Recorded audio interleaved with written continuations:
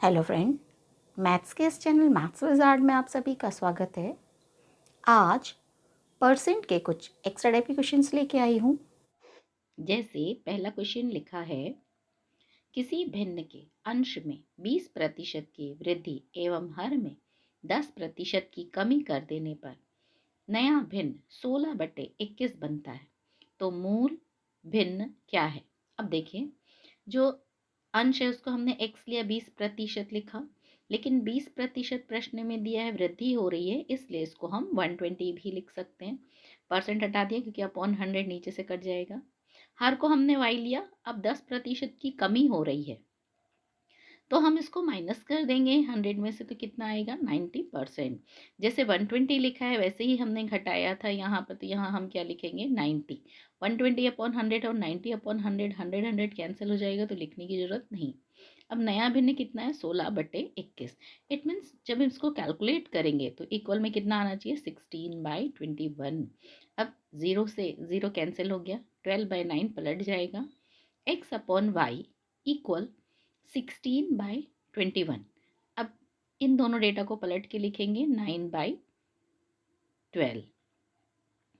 3 से कटेगा, 3 3 ज़ा 9, 3 7 ज़ा 21।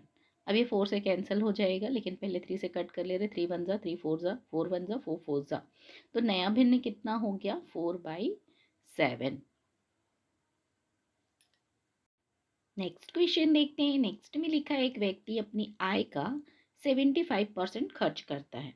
यदि उसकी आय 20% बढ़ा दी जाए तो खर्च में 10% की वृद्धि हो जाती है, तो बचत में कितने प्रतिशत की वृद्धि या कमी होगी।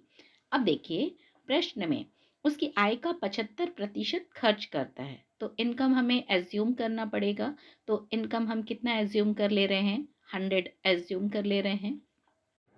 खर्च कितना करता है आय का 75% है, तो जो 100 एज्यूम किया था उसमें हम 100 में 75 मल्टीप्लाई अपॉन 100 करेंगे, 100 से 100 कैंसिल, ये 75 रुपीज़ हो गया।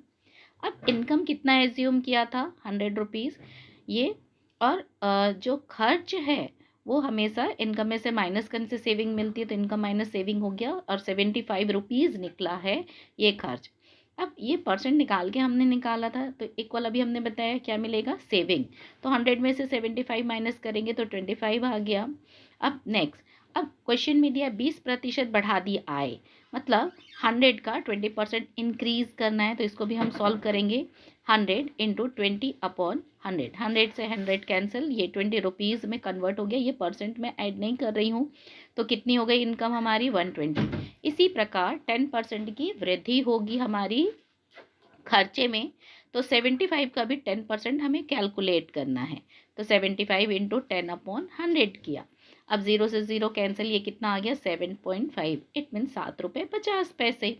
अब इसमें जुड़ेगा 7 रुपये 50 पैसे, यदि 10% आप कैलकुलेट करते तो वो गलत हो जाएगा। अब इसमें जोड़ेंगे 75 में 7.5, तो कितना मिलेगा 82.5 मिल जाएगा, लेकिन 10 यदि जोड़ते तो कितना मिल जाता है यहाँ 85, जो गलत हो जाता। अब 120 में से 82.5 मतलब 82 रुपये 50 पैसे घटाएंगे तो 37 रुपये 50 पैसे, इसको 37.5 भी लिख सकते हैं। 100 में से 75 माइनस किया 25 रुपये सेविंग। 120 में से पहले 20% जो इंक्रीज हुआ था 120 हुआ हमारी सैलरी 120।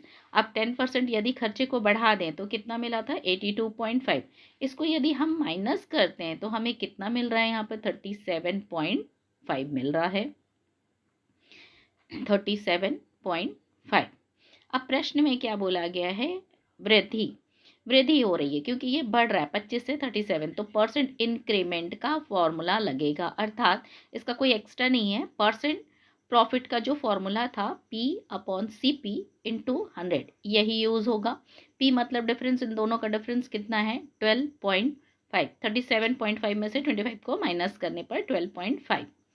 सीपी मतलब फर्स्ट डेटा, इन दोनों में फर्स्ट डेटा कौन सा है 25, तो हम नीचे क्या लिखेंगे 25, और ये इंटू 100 जैसा था वैसे ही लिखेंगे।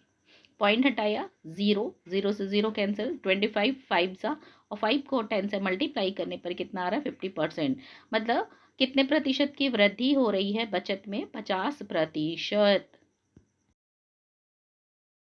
वीडियो यदि पसंद आई हो तो लाइक कीजिए। आप हमारे चैनल में न्यू हैं या अभी तक हमारे चैनल को सब्सक्राइब नहीं किया है तो प्लीज़ सब्सक्राइब कर लीजिए एंड शेयर करना ना भूलें। Thank you.